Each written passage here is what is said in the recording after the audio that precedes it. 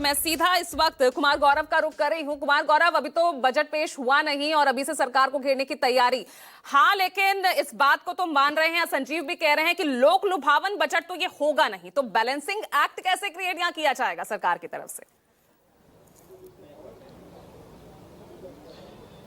देखिए, बिल्कुल ये बजट जो अभी तक बजट पेश होता था उससे थोड़ा अलग होगा और जाहिर सी बात है कि जो रिलीफ बिजनेस घरानों को और आम लोगों को, नौकरी पेशा लोगों को देना था, वो पिछले बजट में 12 लाख तक आयकर में छूट और उसके बाद बीच में जीएसटी रिफॉर्म लाकर सरकार दे चुकी है। तो जाहिर सी बात है, ऐसे में ये जो बजट है, जो अंदाजा लगाया जा रहा है, जो बताया जा रहा है सूत्रों के द्वारा, वो ये बताया जा रहा है कि 2047 के विकसित भारत के लक्ष्य को कैसे प्राप्त करना है, उसका ब्लूप्रिंट ये बजट जो है वो देगा। इसमें जो पार्ट बी होगा उसमें short term goal, medium term goal और लॉन्ग टर्म गोल्स को बताया जाएगा और कैसे उसे प्राप्त करेगी सरकार, यानी साथ ही साथ अपनी जो ताकत है भारत की उसको अंतर्राष्ट्रीय स्तर पे कैसे एस्टेब्लिश करेगी बिजनेस के माध्यम से। इस चीज पे पूरा फोकस ये बजट होगा। लेकिन इसके बावजूद जो बजट का फोकस है वो ये भी है, जवान, किसान और मैन्युफैक्चरिंग पे ज्यादा फोकस होगा। मैं जैसा कि आपको बताऊं, किसान की जहां तक बात है, जवान की बात है, तो इन सब चीजों पे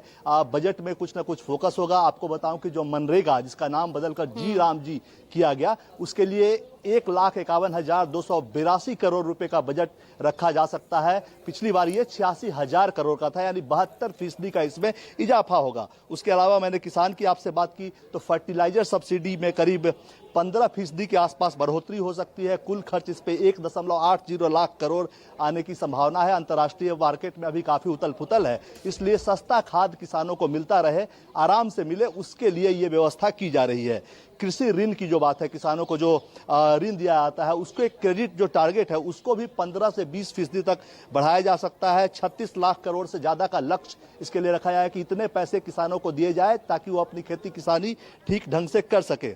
लंबी अवधि के जो सस्ते कृषि ऋण होते हैं उसमें भी कुछ सेक्टर्स को ऐसे जोड़ना है, जैसे मैं बताऊं आपको कि जो मछली पालन का क्षेत्र है या बाकी जो क्षेत्र जो बचे हुए हैं उन तक ज्यादा से ज्यादा सरकार का लॉन्ग टर्म जो लोन होता है किसानों के लिए वो कैसे पहुंचे, उस पर भी विशेष फोकस इस बजट में होने जा रहा है।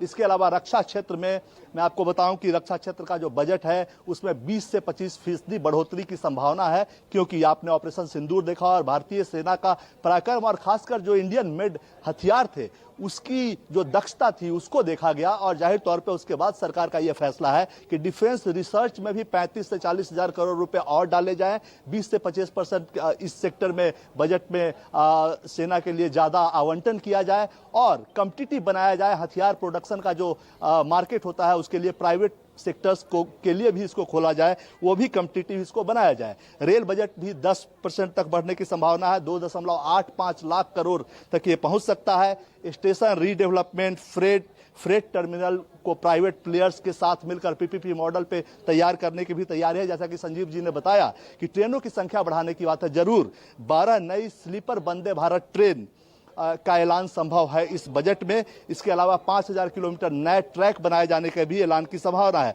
इसके अलावा पीएम कुसुम योजना जो है, जो एनर्जी सेक्टर से रिलेटेड है, 2.0 स्कीम का ऐलान होगा। किसानों के लिए सोलर प्रोजेक्ट पर ज्यादा जोर दिया जाएगा, इसके लिए 50,000 करोड़ का बजट रखे जाने की संभावना है। साथ ही साथ कोयला गैसिफिकेशन, इसके लिए भी 50,000 करोड़ रुपए की नई इंसेंटिव स्कीम शुरू की जा सकती है।